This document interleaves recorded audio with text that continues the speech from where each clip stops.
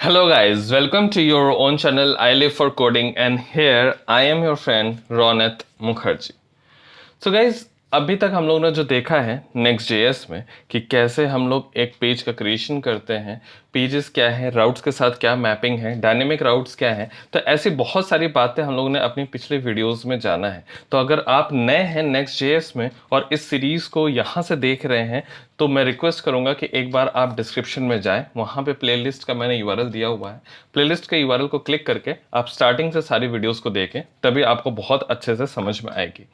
लेकिन आप ऑलरेडी अगर इस सीरीज को फॉलो कर रहे हैं तो आपके लिए ये वीडियो है जहाँ पे मैं पिछली वीडियो में बताया था कि पेजेस को क्रिएट कैसे करते हैं, कैसे स्टैटिक राउट्स के लिए बनाते हैं और कैसे डायनेमिक राउट्स के लिए बनाते हैं।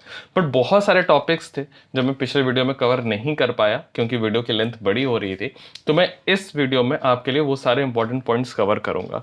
तो गाइज, अगर आपने इस चैनल को अभी तक सब्सक्राइब नहीं किया है तो जल्दी से सब्सक्राइब बटन को प्रेस करिए, नोटिफिकेशन का बेल प्रेस करके ऑल का ऑप्शन सेलेक्ट कर लीजिए। और अगर ये वीडियो आपको अच्छी लगेगी तो ज़रूर इस वीडियो को लाइक कर देना प्लीज़, और शेयर करना अपने सारे फ्रेंड्स एंड कलीग्स के साथ।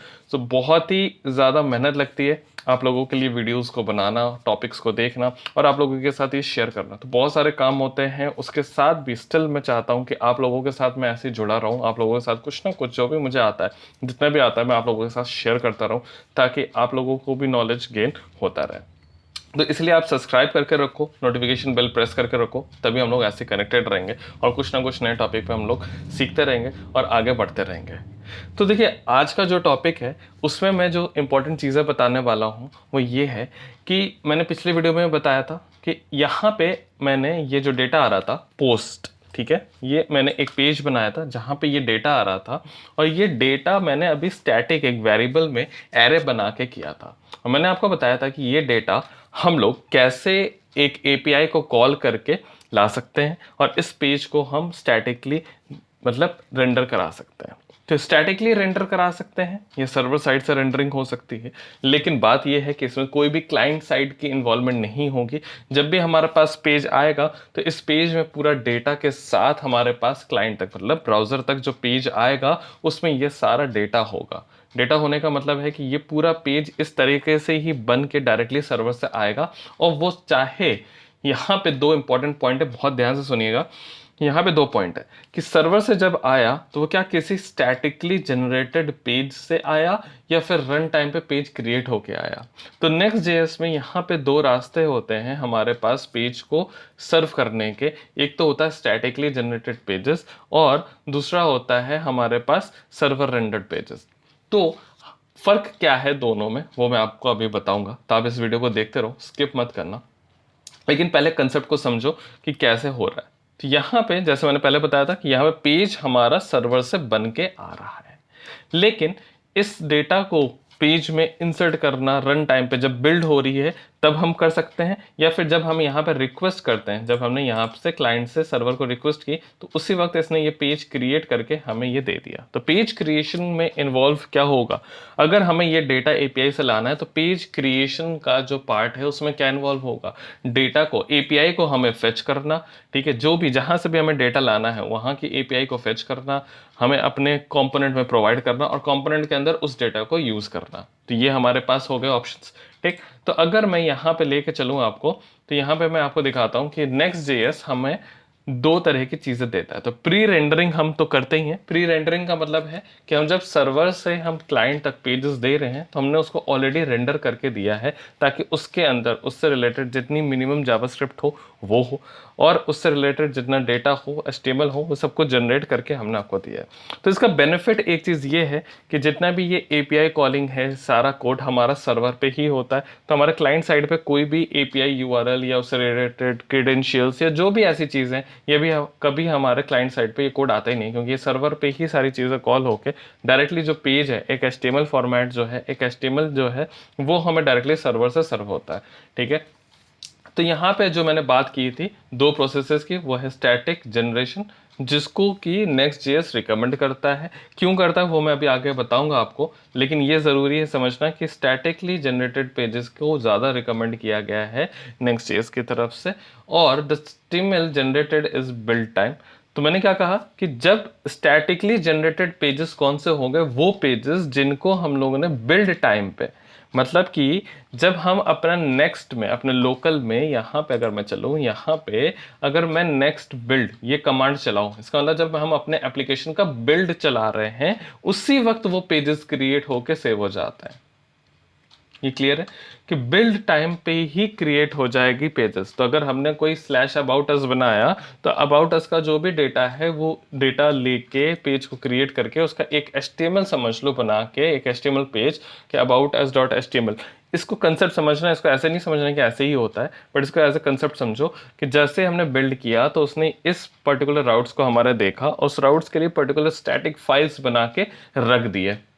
अब जब भी उससे रिलेटेड राउट्स आता है तो वो डायरेक्टली से उस फाइल को उठाता है, उसकी डेटा को हमें, उसके पेज का कंटेंट जो है वो हमें दे देता है कि ये लो पेज का कंटेंट।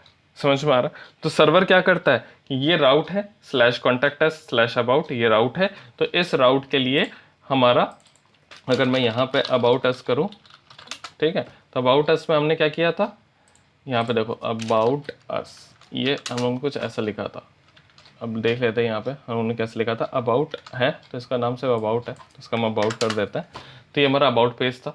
तो ये क्या करेगा, इस पेज का ऑलरेडी HTML बना के रखेगा और डायरेक्टली हमें जैसे ही इस राउट पे जाएंगे तो सर्वर हमें सीधे उस HTML का, उस HTML फाइल के अंदर का जो HTML है वो उठा के हमें दे देगा। तो हमें क्या मिलेगा, फास्ट काम होगा, क्योंकि इसमें कोई भी हमें पेज क्रिएशन वाला जो काम था वो हम लोगों ने कब कर लिया, हम लोगों ने जब बिल्ड बना रहे थे उसी वक्त हम लोगों ने इसका क्या कर लिया, पेज को क्रिएट कर लिया। The HTML is generated at build time and will be reused on each request. समझ में आ रहा? तो जो पेज का जो HTML है वो कब बन गया, बिल्ड के टाइम पे बन गया। तो जब रिक्वेस्ट किया तो हमें कैसे मिला, रिक्वेस्ट का जो रिस्पॉन्स मिला बहुत फास्ट मिला, क्योंकि वहाँ पे कोई भी ऐसा प्रोसेस नहीं था। मान लो कोई API से डेटा आ रहा था तो वो API का कॉलिंग वगैरह सब कुछ हमारा बिल्ड के टाइम पे हो चुका था। तो बहुत सारे क्वेश्चंस हैं जो हमारे दिमाग में आएंगे कि अगर कोई डायनेमिक राउट है तो उसके लिए कैसे पता चलेगा कि कौन सा राउट API कॉल करना है, और बहुत से ऐसे सवाल हैं, सबके जवाब मिलेंगे। बस आप इस वीडियो को देखते रहो, कहीं से स्किप करोगे तो आपका ये पॉइंट सारे मिस हो जाएंगे। और ये बहुत ही इंपॉर्टेंट है, पूरे नेक्स्ट डे सीरीज का अगर मैं बात करूँ तो ये मोस्ट इंपॉर्टेंट वीडियो है। तो इसको अगर स्किप कर दिया तो बहुत सारे जो कंसेप्ट हैं वो आपके मिस हो जाएंगे। अगर मैं बात करूं यहाँ पे सर्वर साइड रेंडरिंग की, तो यहाँ पे जनरेशन कब होता है कि जब मैंने रिक्वेस्ट किया, ठीक है, जब मैं स्लैश अबाउट पे गया तो उसने देखा ये स्लैश अबाउट है, तो उससे रिलेटेड जो भी पेज का क्रिएशन के लिए जो भी प्रोसेस है वो प्रोसेस उस वक्त होगा, और करके फाइनली जो HTML बना वो HTML को उसने रिटर्न किया। तो सर्वर साइड में समझ में आया, तो सर्वर साइड में वो पेज का क्रिएशन और उसका HTML जो भी क्रिएशन है वो रिक्वेस्ट जब गई सर्वर के पास तभी किया, और जब स्टैटिक में क्या है, जब हमने बिल्ड किया उसी वक्त उसने क्रिएट करके रख लिया, सिर्फ राउट के जाने पे उसने वो HTML उठा के दे दिया, HTML क्रिएट करने का काम नहीं था। अब मैं बात करूं कि कब कौन सी चीज यूज करें, तो मैक्सिमम टाइम पे हमारे सर्वर साइड वाली यूज नहीं होगी, मैक्सिमम टाइम पे यूज होगी हमारी स्टैटिक वाली। अब मैं कोशिश करना है कि हम मैक्सिमम टाइम पे स्टैटिक वाली को ही यूज करें, लेकिन कहीं पे मान लो कि अगर तुम्हें क्लाइंट साइड पे कुछ जरूरत है, स्टैटिकली है बट कुछ डेटा ऐसा है जो हमें रन टाइम पे लाना है, तो यहाँ पे ये रिकमेंड किया गया है कि we recommend using static generation over side side for performance, क्योंकि उससे बहुत जल्दी पेज आएगा और उसकी कैशिंग हो जाएगी, सारी चीज़ें ईजी रहेगी। And finally you can always use client side rendering along with static generation और सर्वर साइड जनरेशन, कि अगर part of page can be rendered entirely client side JavaScript तो वो भी हम कर सकते हैं। तो ये सभी चीज़ें मैं आगे आने वाली वीडियोस में बताऊंगा, जब मैं डेटा फेचिंग के बारे में बताऊंगा कैसे हम करते हैं, कैसे हम क्लाइंट साइड पे भी डेटा ला सकते हैं, कुछ हम स्टैटिक से जनरेट करके बना सकते हैं, कुछ हम रन टाइम पे ला सकते हैं। तो ऐसा भी काम हम लोग करके देखेंगे। यहाँ तक क्लियर?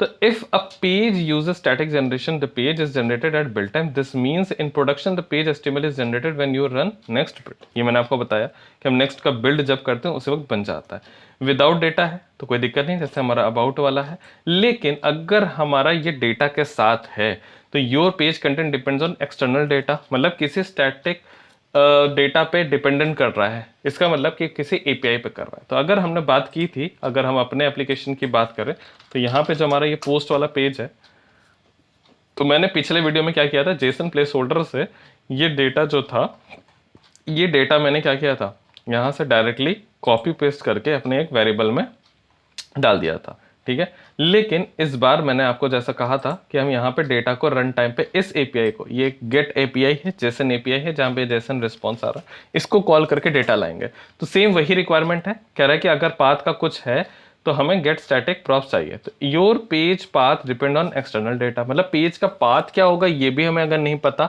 अगर वो भी डायनेमिक है, मतलब कि अगर हमने यहाँ पे पोस्ट का पेज जैसे बनाया है और इसके आगे हमने क्या बनाया था 1, इसका मतलब कि ये 1 होगा, पोस्ट के आगे ये 1 होगा या 2 होगा या ABCD होगा, ये भी तो हमें नहीं पता, क्योंकि ये तो डायनेमिकली हम लोग बना रहे हैं, ये हम लोगों ने कोड देखा था। तो अगर हम लोगों ने क्या देखा था, यहाँ पे पोस्ट पे हम लोगों ने जो लिंक बनाया था, यहाँ पे ये डेटा के आगे क्या लग रहा है, पोस्ट के आगे लग रहा है पोस्ट की आईडी। तो अगर पोस्ट की आईडी ABCD है कि 1 2 3 4 है कि क्या है, ये भी अगर हमें नहीं पता है और ये डायनेमिक राउट है, तो इस चीज़ के लिए हम कैसे हैंडलिंग करें वो भी हम आपको बताएंगे। तो यहाँ पे हम गेट स्टैटिक पाथ का यूज करेंगे। तो ये सारी चीज़ें मैं अभी आपको समरी दे रहा हूँ अभी, बट करके एक एक चीज़ दिखाऊंगा। Your page contains an external data.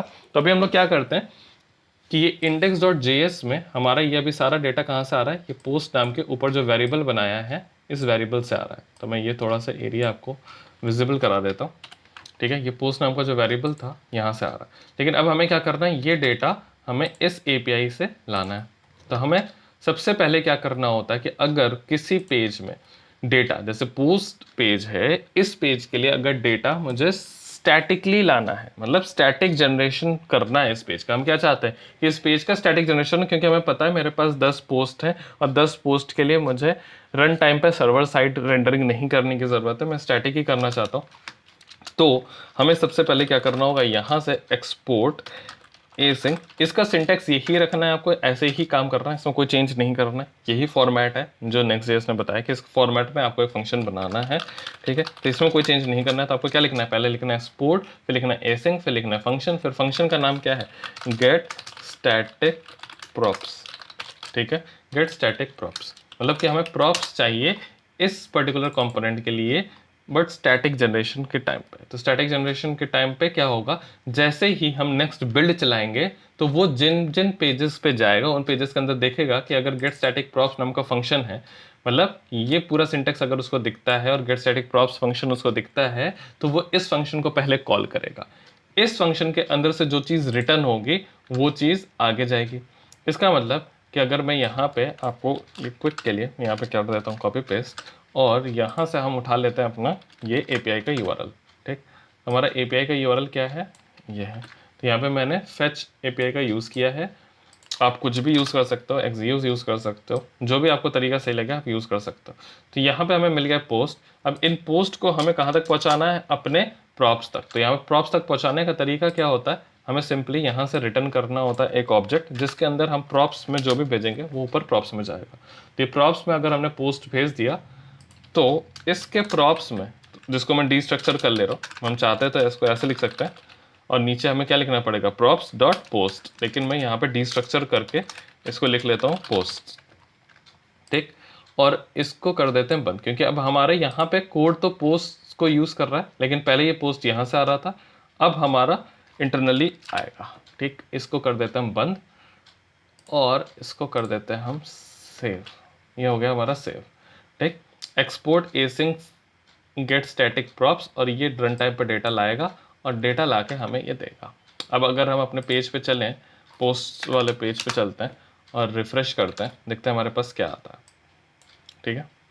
तो जब तक ये डेव मोड पे है, डेव मोड पे ये पर रिक्वेस्ट पे API हिट करेगा, मतलब जब भी हम इस रिक्वेस्ट करेंगे इस URL को, तब वो इस फंक्शन को कॉल करेगा। लेकिन जब भी हम इसका बिल्ड क्रिएट करेंगे तो बिल्ड के टाइम पे ही कर देगा। तो मैं आपको अभी करके दिखाता हूँ, क्योंकि ये अगर मैं अभी देखो यहाँ से चल के आपको दिखाता हूँ कि मैंने अपना इंटरनेट बंद कर दे रहा हूँ मैं, ठीक है। मैंने अपना इंटरनेट क्लोज कर रहा हूँ, आप देखो कि इंटरनेट क्लोज है। अगर हम इसको रिफ्रेश करते हैं तो देखो यहाँ पे एरर आ गया, ठीक है, क्योंकि ये API को हिट नहीं कर पा रहा है और हमें ये रेंडर करके नहीं दिखा रहा है।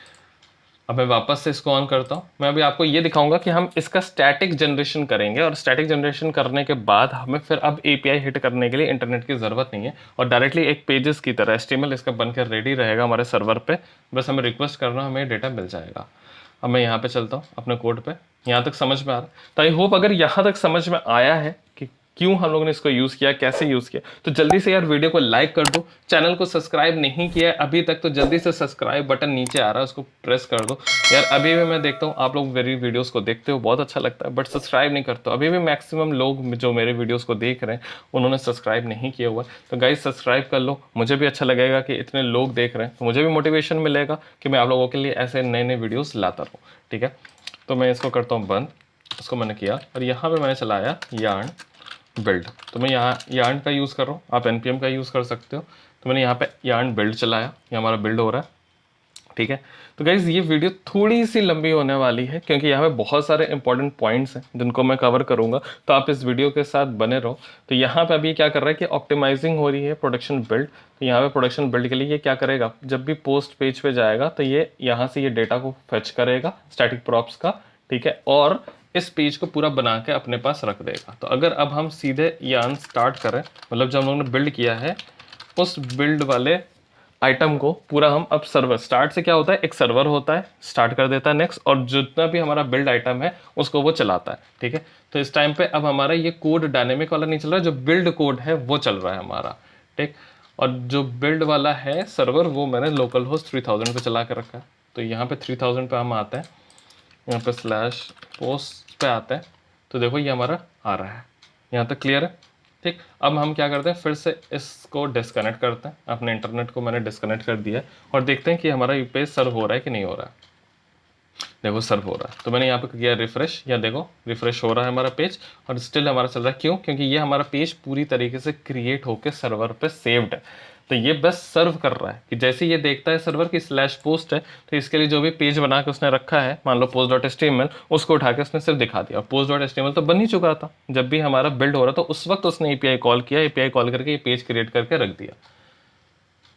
क्लियर है, तो यहाँ तक समझ में आया ना कैसे काम किया है इसने। मैं फिर से वापस अपना नेट ओपन कर देता हूँ। ठीक, और ये समझ में आया। नेक्स्ट चीज़ मैं आपको दिखाता हूँ। अब इसी तरह से अगर हमें सर्वर साइड रेंडरिंग करानी हो इसकी, तो ये तो था स्टैटिक वाली, अगर हमें इसकी सर्वर साइड रेंडरिंग करानी हो तो इसका तरीका क्या है, सिंपली हमें क्या करना है, यहाँ पे गेट स्टैटिक प्रॉप्स की जगह पे मैं इसको कर लेता हूँ कॉपी। ठीक, इसको किया पेस्ट, तो हमारा फाइनल आउटपुट जा रहा है वो सेम है, बट फर्क क्या है इसमें, अब रिक्वेस्ट जब जाएगी उस वक्त ये एपीआई फेच करके पेज क्रिएट करके देगा, और उस वक्त क्या हो रहा था कि हमारा बिल्ड के टाइम पे ही इसने एपीआई फेच करके पेज क्रिएट करके रख लिया था। तो मैं इसका नाम देता हूँ, इसका जो नाम गेट सर्वर साइड प्रॉप्स। तो अगर हमें सर्वर रेंडरिंग करानी, मतलब सर्वर साइड रेंडरिंग करानी है अपने पेज की, तो हमें ये फंक्शन इस तरह से लिखना है। इसका सिंटेक्स यही है, इसमें कोई चेंज नहीं होगा, अदरवाइज आपका ये नहीं चलेगा। ये क्लियर है, बाकी सब कुछ सेम है। और मैं इसको कर देता हूँ बंद। ठीक है, इसको मैंने कर दिया बंद और ये सर्वर साइड रेंडरिंग हो रही है हमारी, और इसको हम कर देते हैं बंद। और यहाँ पे मैं फिर से करता हूँ बिल्ड, तो यहाँ पे मैंने फिर से बिल्ड किया। इस वक्त क्या होगा कि अगर हम नेट बंद कर देंगे, मतलब बिल्ड करने के बाद, स्टार्ट करने के बाद अगर हम नेट बंद करते हैं तो हमारा एरर आना चाहिए, यही है। क्योंकि अब क्या हो रहा है कि रिक्वेस्ट पे वो डेटा फेच कर रहा है, कोई भी डेटा इसके पास बन के नहीं रखा हुआ है, मतलब कोई भी पेज बन के नहीं रखा हुआ है। हम सिंपली रिक्वेस्ट जब करते हैं उस वक्त वो डेटा फेच करेगा। तो हम देखते हैं करके इसको।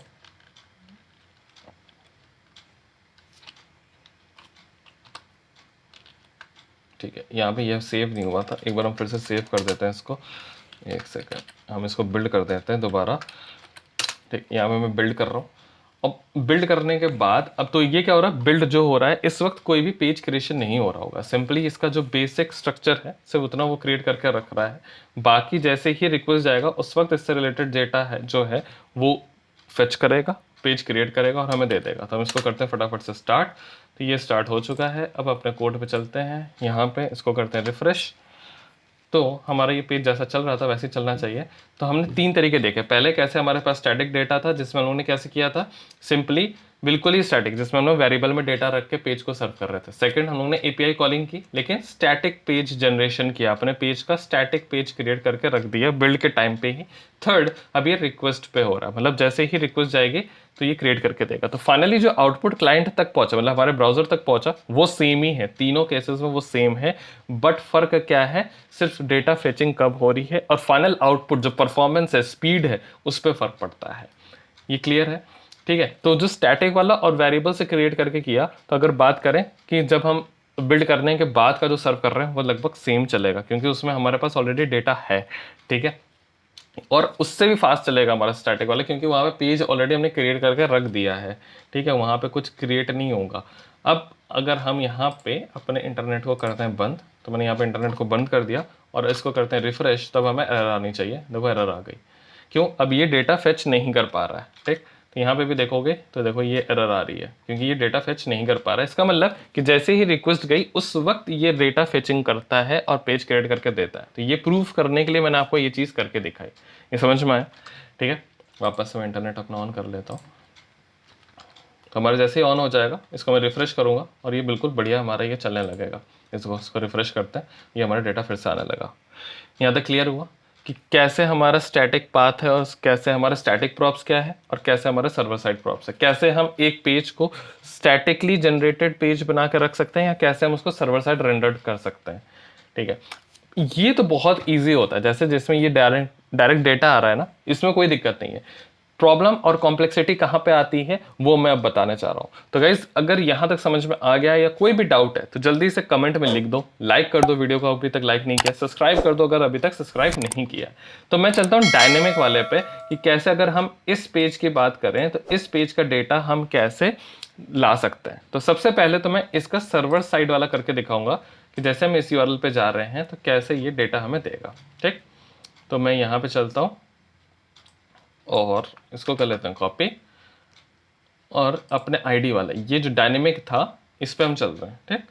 और कंट्रोल एंड करते हैं यहाँ पे और यहाँ पे इनिशियल प्रॉप्स जो ये बनाया था इसको कर देते हैं बंद, ठीक। और यहाँ पे कर देते हैं इसको पेस्ट, सर्वर साइड प्रॉप्स, ठीक। यहाँ से हमें मिलेगा क्वेरी और ये मिल जाएगा हमें आईडी, जैसे हमें पहले मिल रहा था आईडी मिल जाएगा। हमें आईडी चाहिए। अब फ़र्क क्या है, यहाँ पे हमें ये आईडी मिलेगा सर्वर साइड प्रॉप्स में, हमने आईडी में लगाया, ठीक। और अब हम यहाँ पे जो एपीआई का जो पाथ है उसमें थोड़ा सा चेंज है, हम लोगों ने देखा था। अगर जेसन प्लेस होल्डर पे हम चलते हैं तो यहाँ पे अगर हमें पर्टिकुलरली इस वाली आईडी का पोस्ट का डिटेल चाहिए तो हमारा यूआरएल क्या होगा, post/1। इसी तरह से अगर 2 का चाहिए होगा तो 2, तो मतलब जो भी पोस्ट की आईडी है वही आईडी यहाँ पे जाएगी, 1 2 3 4 नहीं जाएगा, उसका मतलब सीरियल नंबर से नहीं जा रहा है बल्कि पोस्ट की आईडी के हिसाब से। अगर पोस्ट की आईडी 1000 है तो यहाँ 1000 जाएगी, पोस्ट की आईडी अगर ABCD है तो यहाँ ABCD जाएगा।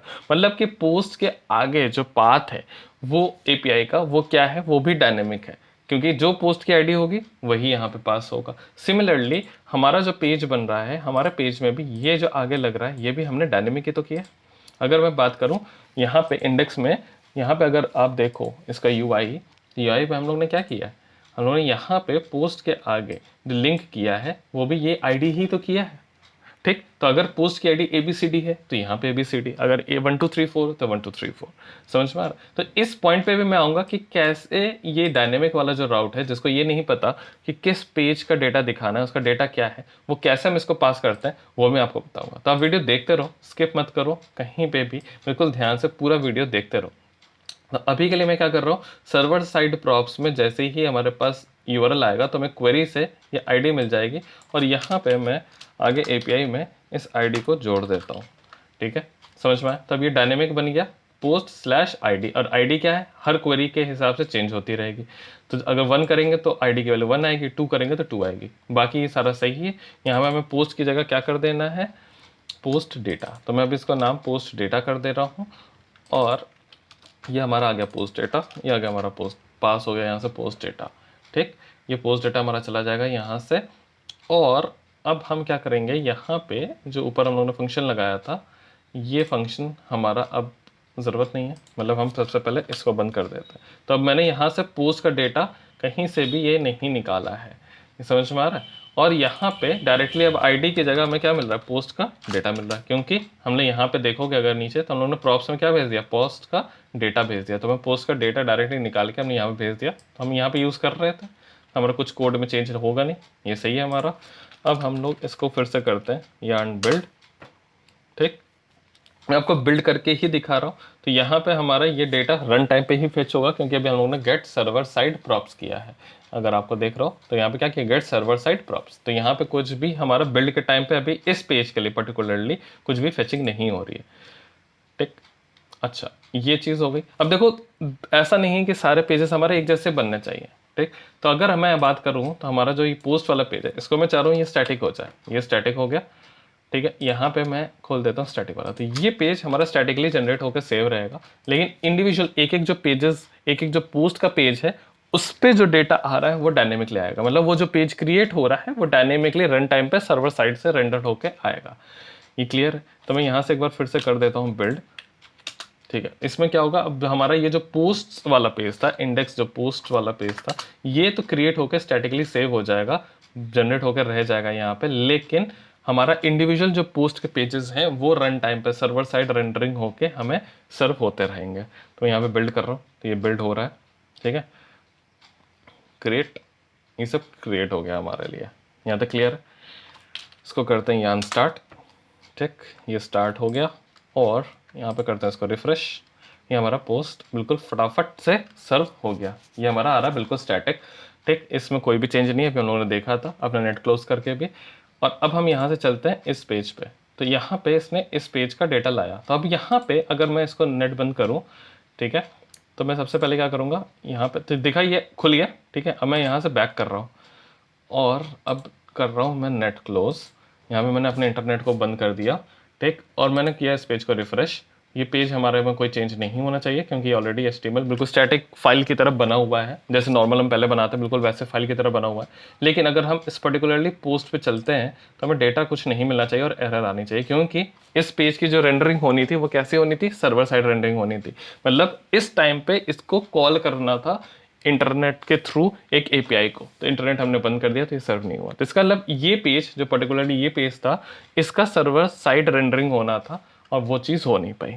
अब हम देखते हैं कि कैसे हम इस तरह के पेजेस को भी स्टैटिकली सेव करके रख सकते हैं। बट आप कहोगे कि ये कैसे पता कि यहाँ पे क्या आने वाला है, क्यों? क्योंकि ये राउट तो डायनेमिक है, हमें ये नहीं पता कि यहाँ पे 1 2 3 4 आने वाला है या ABCD आने वाला है या क्या आने वाला है, ठीक। तो इसके कुछ तरीके होते हैं। यहाँ पे मैं अभी थोड़ा सा आपको स्टैटिक कोड दिखाऊंगा, बट आप जब फाइनली API बनाएंगे तो आपको पता होगा, फिल्टर करके आप पहले के 10 या शुरुआत के 5 आप ला के रख सकते हो। आपको अगर पता हो कि मेरे पास कितने पोस्ट हैं या कितने प्रोडक्ट्स हैं या कितने फ्रेंड्स हैं, जो भी जिस चीज़ के लिए आप पेज बनाना चाह रहे हैं उसका अगर आप पता है, तो उसकी API को आप फेच करके शुरुआत के 5 10 जितने आप चाहते हैं वो ला के रख सकते हैं, ठीक। तो मैं अभी आपको यहाँ पे चलता हूँ और इस पार्ट को मैंने कॉपी कर लिया, स्टैटिक वाले को यहाँ पर रख देता हूँ। इसको कर देता हूँ मैं बंद, ठीक। इसकी हमें ज़रूरत नहीं है, ये हमें समझ में आ गया है, ठीक। अब मैं यहाँ से चलता हूँ ऊपर, इसको कर देता हूँ बंद,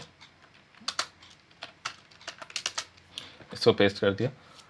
अब ये गेट स्टैटिक प्रॉप्स है, हमें पता है जब गेट स्टैटिक प्रॉप्स होता है तो हमारा पेज का जो जनरेशन है वो बिल्ड टाइम पे ही हो जाता है। अब बिल्ड टाइम पे तो हो रहा है अब ये समझो कि हमारे बिल्ड टाइम पे हो रहा है, लेकिन हमें तो बिल्ड के टाइम पे यही नहीं पता ना कि URL ऊपर कौन सा खुलने वाला है। क्योंकि रन टाइम पे तो हमें पता होता है कि URL कौन सा खुला है, उसके हिसाब से हमने क्वेरी में डेटा मिल जाएगा और हमारा काम बन जाएगा। लेकिन बिल्ड के टाइम पे तो हमें पता ही नहीं है, तो हम क्या करेंगे, इसके लिए एक और फंक्शन है जो मैं आपको यहाँ पे दिखाता हूँ, जो क्या करता है, गेट स्टैटिक पाथ्स। तो ये जो पाथ है, ये आगे के जो पाथ होने वाले हैं, post/1 होगा कि 2 होगा कि post/ABCD होगा, ये सारे पाथ्स हम पहले से बना के रख लेते हैं। तो हम थोड़े पाथ्स बना के रख लेंगे अपने पास और वो पाथ हम इसको पास कर देंगे, उतने पाथ्स के लिए ये जनरेट करके रख लेगा, ठीक है। तो हम अगर यहाँ पे चलें, यहाँ पे मैं आपको दिखाता हूँ गेट स्टैटिक पाथ्स, ये एक फंक्शन होता है, इसको इसी तरीके से हमें लिखना होता है, ठीक। मैंने यहाँ पे गेट स्टैटिक प्रॉप्स है, सर्वर साइड प्रॉप्स है, इसके ऊपर मैं यहाँ पे गेट स्टैटिक पास कर देता हूँ। ये क्लियर है यहाँ तक? ये फंक्शन ऐसे ही लिखना है, इनमें कोई चेंज नहीं होना है, इनका लिखने का तरीका, इनका स्पेलिंग तक सब कुछ ऐसे ही होना है। गेट स्टैटिक पास का क्या काम है कि जब भी बिल्ड होगा, बिल्ड के टाइम पे वो कुछ पोस्ट का डिटेल निकाल लेगा। हमारा पैटर्न क्या है कि post/ आगे पोस्ट की ID, यही तो हमारा URL है, राइट। हमारे पास यहाँ पे जो URL चल रहा है अपना वेबसाइट का URL, वेबसाइट का URL में भी क्या है, post/पोस्ट की ID। तो हम कुछ पोस्ट निकाल लेंगे, उनकी IDs मिल जाएगी और उन IDs को यूज़ करके हम अपने पाथ बना लेंगे। तो हमारे पाथ कैसे बन जाएगा, मान लो फॉर एग्जांपल अभी हम कुछ स्टैटिक पाथ बना लेते हैं, ठीक। तो सबसे अच्छा तरीका क्या है, यहाँ पे मैं क्या करूँगा, देखो यहाँ से मैं कर दूँगा रिटर्न, यहाँ पे दिखाता हूँ मैं तो देखो यहाँ से तरीका क्या है, ये है पाथ्स, ठीक है। तो सबसे पहले इसका फॉर्मेट हमें यही रखना है। यहाँ पे मैंने क्या रिटर्न, ये पाथ्स। अब ये पाथ्स क्या है, फॉलबैक क्या है, ये सारी चीज़ें मैं बताऊंगा, बट पहले ये देखो। तो हमने सबसे पहले क्या किया, मैंने पाथ्स का एक एरे बना लिया। तो अब इसका हम, अभी मैं स्टैटिक बना रहा हूँ, बट मैं चाहूँ तो क्या कर सकता हूँ कि एक एपीआई कॉल करूँ कि शुरुआत के मुझे 10 पोस्ट दे दो, उन 10 पोस्ट के हिसाब से मैं एरे मैप चला के यहाँ पे पाथ्स बना सकता हूँ। बट अभी के लिए मैं क्या कर रहा हूँ, मैं कुछ एक एरे अपने हाथ से बना देता हूँ कि मुझे post/1 का चाहिए, ठीक, post/2 का चाहिए। हमने कहा कि ये दो राउट्स जो हैं, ये दो यूआरएल्स हैं जो मेरे वेबसाइट के यूआरएल्स हैं, इन दो यूआरएल्स के लिए डेटा मुझे चाहिए। ये पाथ्स जो रिटर्न होता है, ठीक है। अब इन पाथ्स के लिए ही ये ऑटोमेटिकली जनरेट करेगा। तो क्या करेगा, जब इसमें जनरेट करेगा तो गेट स्टैटिक प्रॉप्स में यहाँ पे हमें क्या मिलेगा, डेटा मिल जाएगा। तो आईडी में यहाँ पे, अब मैं क्या करके दिखाता हूँ, यहाँ पे प्रॉप्स जो आता है, कंटेक्स्ट जो आता है, इसके अंदर दो चीज़ें आती हैं। एक तो क्वेरी आता है, ठीक है, एक तो क्वेरी आता है जो भी हम लोगों ने देखा था यूआरएल से, और एक आता है पैराम्स। तो जब भी बिल्ड के टाइम पे ये बनाएगा तो ये जो 1 आ रहा है, 2 आ रहा है, ये हमारे लिए क्या हो गया, पैरम्स हो गया, तभी हमें पैरम्स मिलेगा। तो यहाँ पे मैं क्या करूँगा, स्टैटिक पाथ से यहाँ पे इसको कर लेता हूँ कॉपी, और यहाँ पे कर देते हैं पेस्ट। तो हमें ये आइदर क्वेरी से मिल जाए और हमें ये पैरम से मिल जाए। तो इस सिंटैक्स से हमने क्या किया, यहाँ से क्वेरी या पैरम्स के अंदर से हम लोगों ने आईडी को निकाल लिया, और हमारा जो एपीआई का पाथ था, एपीआई के पाथ में हम लोगों ने यहाँ पे जोड़ दिया आईडी, ठीक। तो ये तो स्टैटिक प्रॉप्स के लिए हो गया, बट यहाँ पे हम लोगों ने क्या किया, अभी 2 के लिए बनाया, ठीक। अब होता क्या है कि जब भी हमने ये फॉल बैक फॉल्स किया है तो post/3, 4 या जो भी आगे सिर्फ 1 और 2 के अलावा जो भी होगा, क्योंकि उसके लिए हम लोगों ने तो जनरेट करके नहीं रखा है, तो उसके लिए क्या एरर देगा, 404। लेकिन अगर हम चाहते हैं कि ये 2 का तो क्रिएट हो जाए, बट तीसरा, चौथा, पांचवा जितने भी नेक्स्ट आते जाएं हमारे, जिनके लिए हम लोगों ने पहले स्टैटिक नहीं क्रिएट करके रखा है, तो उनके लिए क्या करेगा कि हम कुछ लोडिंग टाइम दिखा दें या लोडिंग दिखा दें और फिर पेज को लोड कर दें। हालांकि होता क्या है कि अगर 404 तो आएगा, लेकिन बैकग्राउंड में क्या करेगा, Next.js ऑटोमेटिकली जिस भी पाथ के लिए आया है उस पाथ को, पहली बार तो 404 आएगा, बट दूसरी बार अगर हम रिफ्रेश करेंगे तो हमें डेटा मिल जाएगा। देखो, तो यहाँ पे मैंने ये किया पाथ, ये पैरम से हमें मिल जाएगी आईडी, यहाँ से ये मिल जाएगा हमें एपीआई का डेटा, और यहाँ पे हम इसको कॉपी कर लेते हैं, ठीक, और इसको कर देते हैं पेस्ट। ये हो गया हमारा पेस्ट। अब इसको करते हैं बंद, फिर से हम करते हैं यान बिल्ड। अब आपको दिखेगा कि यहाँ पे ये 2 पेजेस के लिए कर रहा है। तो मैं यहाँ पे सबसे पहले तो अपना इंटरनेट ऑन कर लेता हूँ, ठीक। यहाँ पे इंटरनेट ऑन कर दिया मैंने, और ये हो गया इंटरनेट ऑन, ठीक। इसको कर देता हूँ मैं बंद एक बार, और फ्रेश बिल्ड क्रिएट करता हूँ। यहाँ पे मैंने किया यान बिल्ड। अब ये क्या करेगा कि पोस्ट का तो हमारा स्टैटिक है, जैसे ही है उसमें एपीआई कॉल करेगा, उसका स्टैटिक पेज बना कर रख देगा। लेकिन जैसे ही इस पेज के लिए वो बनाने जाएगा तो देखेगा कि अच्छा स्टैटिक पाथ है हमारे पास, गेट स्टैटिक पाथ कौन से पाथ है, post/1, 2, इन 2 के लिए ये यूआरएल्स को मतलब एक तरह से समझ लो कि जैसे हम यूआरएल हिट कर रहे हो, तो इसने 3 पेजेस के लिए बना के रख दिया। जैसे हम लोग पिछले वीडियो में बात कर रहे थे, यहाँ पे 1, 2 नाम के इतनी फाइल्स तो नहीं बना सकते, बट इसने क्या किया, जितनी का डेटा दिया, देखो यहाँ पे post/1, 2, इसके लिए इसने क्रिएट करके रख लिया 1 और 2 के लिए। ओके, अब मैं यहाँ पे करता हूँ इसको सर्व, स्टार्ट कर दिया, तो हमारा ये जो बिल्ड किया उसके हिसाब से ये चल रहा है। अभी हम दिखाते हैं। तो हम सबसे पहले चलते हैं पोस्ट पे। हमारे पोस्ट का ये सर्व हो रहा है बिल्कुल स्टैटिकली, ठीक। यहाँ पे हमने अगर 1 को क्लिक किया, ये भी हमारा आ रहा है स्टैटिक से, इसको किया 2, ये भी आ रहा है स्टैटिक से, और इसको क्लिक किया, देखो 3 को, ये 3 आ रहा है हमारा, इसको करते हैं रिफ्रेश। अब ये हमारा डेटा क्या किया इसने, ये देखो, ये सर्व हमारा यहाँ से हो जाएगा, ठीक है, 1, 2, 3। अब यहाँ पे मैं आपको मान लो आगे का कोई और डेटा दिखाता हूँ, 80 नंबर वाला दिखाता हूँ, ठीक है, कुछ भी रैंडम से देखते हैं, 80 देखते हैं। देखो 404 आ रहा है। कुछ एक्चुअली मैंने पहले इसको चलाया हो तो कुछ चीज़ों की कैशिंग हो गई, तो वो नहीं है, बट रिक्वेस्ट हमारा 404 ही आएगा। देख रहे हो 80 का जैसे चलाया तो 404 आ गया। 8 चलाता है तो 8 का डेटा है इसके पास, हम बना देते हैं 70। देखो 70 का क्या डेटा आ रहा है, 404 आ रहा है। समझ में आ रहा है क्या हो रहा है ये? अगर इसको फिर से रिफ्रेश करते हैं तो देखो हमारे पास क्या आ रहा है, 404 ही आ रहा है। लेकिन एक तरीका और है जिस तरीके से हम क्या कर सकते हैं कि अगर हमारे पास फॉल बैक हमने रखा ट्रू, अब हम क्या करते हैं यहाँ पे कर देते हैं फॉल बैक ट्रू। तो ये क्या करेगा ऑटोमेटिकली, जैसे मैं बता रहा था अभी कि ये क्या करेगा कि अब पोस्ट 1 और 2 का अगर डेटा है तो वो तो दिखा दिया इसने, लेकिन हमारा जो अगर न्यू पेज की रिक्वेस्ट आ रही है उस पेज का अगर डेटा नहीं है, मतलब उस पेज का हम लोग ने कोई स्टैटिक फाइल बना के नहीं रखा है, तो रन टाइम पे वो उस वक्त के लिए थोड़ी देर के लिए लोडिंग दिखाएगा, पहली बात। दूसरी टाइम क्या करेगा कि हमारा डेटा फेच करेगा, फेच करके उसका पेज क्रिएट करके रख लेगा, ताकि अब दूसरी बार जब सेम उसी पाथ का हिट हो तो वो डायरेक्टली हमें वो स्टैटिक HTML बना के दे देगा। तो एक तरफ से क्या है कि राउट के हिट होते ही उसने बिल्ड करके रख लिया फाइल, ठीक है। तो देखो ये तो हो गया हमारा post/1 2, ये है फॉल बैक मैंने कर दिया ट्रू। अब थोड़ा सा एक चेंज और मैं इसमें करूंगा कि कैसे हम इस फॉल बैक का यूज़ कर सकते हैं, ठीक है। तो मैं यहाँ पे सर्च करता हूँ फॉल बैक, यहाँ पे मैं आपको दिखाता हूँ कि फॉल बैक का यहाँ पे यूज़ है, इसमें दिखाता हूँ, डेटा फेचिंग में होता है। फॉल बैक में अगर ट्रू है, ठीक है, यहाँ पे ये फॉल्स वाला आ गया और इसी के नीचे ट्रू वाले के बारे में लिखा होगा, ये ट्रू के बारे में लिखा है, ठीक है। ये सारी चीज़ें और मैं डिटेल में आने वाली वीडियोस में बताऊंगा। तो गाइज अगर आप लोगों ने सब्सक्राइब नहीं किया तो जल्दी से सब्सक्राइब करके रख लो, अदरवाइज आपके लिए ये जितने इंपॉर्टेंट पॉइंट्स हैं ना ये मिस हो जाएंगे। तो मैं क्या करता हूँ, यहाँ से इसको कॉपी करता हूँ। होता क्या, जब भी हम फॉल बैक ट्रू करते हैं तो हमें राउटर से एक इंपॉर्टेंट चीज़ मिल जाती है कि अच्छा एक चीज़ और है कि हमें जैसे इस फंक्शन की ज़रूरत नहीं है तो हम क्या करते हैं, पहले तो हम ये फंक्शन हटा देते हैं और होम पे चलते हैं, और मैं इस वेरिएबल की भी ज़रूरत नहीं है, ठीक है, ये हमारा सारा हट चुका है। तो यहाँ पे हमारा इतना ही है। अच्छा दूसरी चीज़ जो है यहाँ पे हमें क्या करना होता है कि जैसे हम फॉल बैक करते हैं तो अगर हम यूज़ राउटर हुक यूज़ करते हैं, इनका जो हुक होता है नेक्स्ट राउटर का, वो अगर हम यूज़ करते हैं तो वहाँ से हमें ये पता चल जाएगा कि ये जो राउट है इसमें फॉल बैक ट्रू है कि नहीं। अगर ट्रू है तो जब तक मतलब कि ये कह रहा है कि इस पेज का लिए डेटा स्टैटिकली नहीं है लेकिन मैं फेच कर रहा हूँ, तो इस फॉल बैक की वैल्यू ट्रू होगी, तो उस वक्त हम यहाँ पे लोडिंग दिखा सकते हैं, कुछ भी दिखा सकते हैं कि लोडिंग पेज डेटा, ठीक है। ये मैंने सर्व करके रख दिया और देखो इसमें लिखा भी है कि if the page is not yet generated this will be displayed initially until get static prop finishes running. तो जैसे ये चलेगा तो हमारा गेट स्टैटिक प्रॉप्स पर्टिकुलरली इस पाथ के लिए फिर से चल जाएगा और उसका जनरेट होके रह जाएगा, ताकि अगली बार जब हम करेंगे तो हमारा सीधे डायरेक्टली पेज चलेगा और हमें ये प्रॉब्लम नहीं होगी। क्लियर है, समझ में आया कि हम लोगों ने कैसे प्रॉब्लम आया उसको कैसे सॉल्व किया। तो हमारे पास ये था अभी क्या, हम post/1 2 का तो जनरेट करके दिखा दे रहे थे, बट आने वाली जितने भी हैं उनका तो हम नहीं दिखा पा रहे।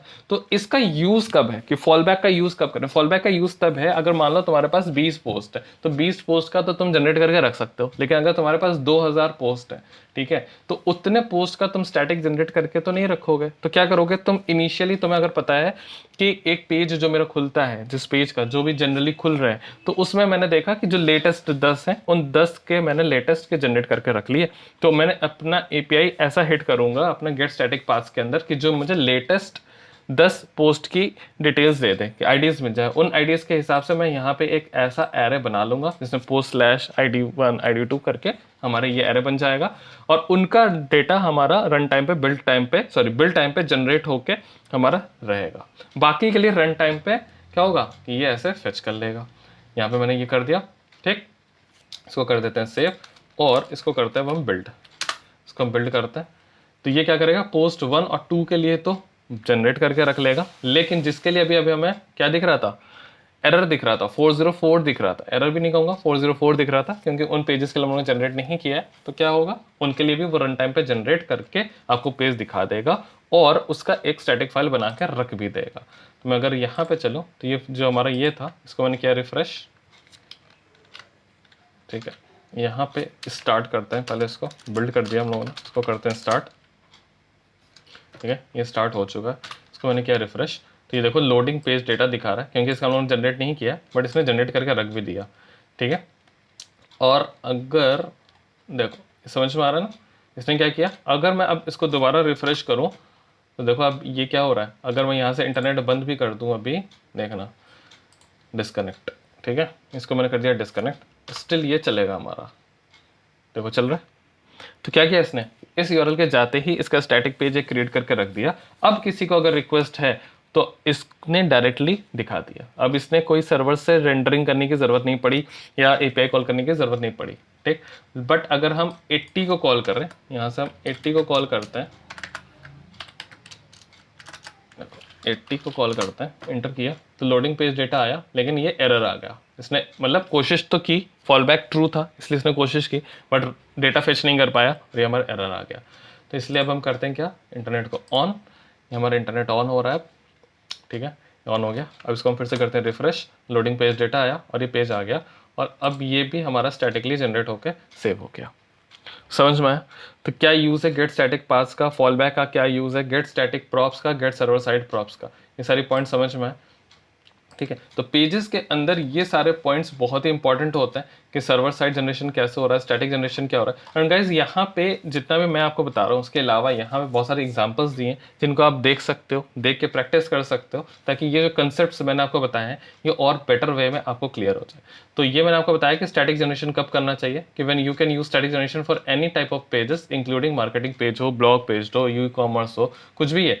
खास करके जैसे हम लोग नॉर्मली वेबसाइट्स बनाते हैं, इन्फॉर्मेटिव वेबसाइट्स अपनी कुछ कंपनीज के लिए, ठीक है, छोटी मोटी अगर आपकी कोई कंपनी है, कुछ भी है, उसके लिए आप अगर वेबसाइट बना रहे हैं तो स्टैटिक पेज ही है, उसमें कौन सा डेटा रोज आपका चेंज हो रहा है, नहीं चेंज होगा। नॉर्मली आपने अबाउट अस, कॉन्टैक्ट अस, ये सारी चीज़ें बना के रख दी तो उसका आपका ये हो जा रहा है, ठीक है।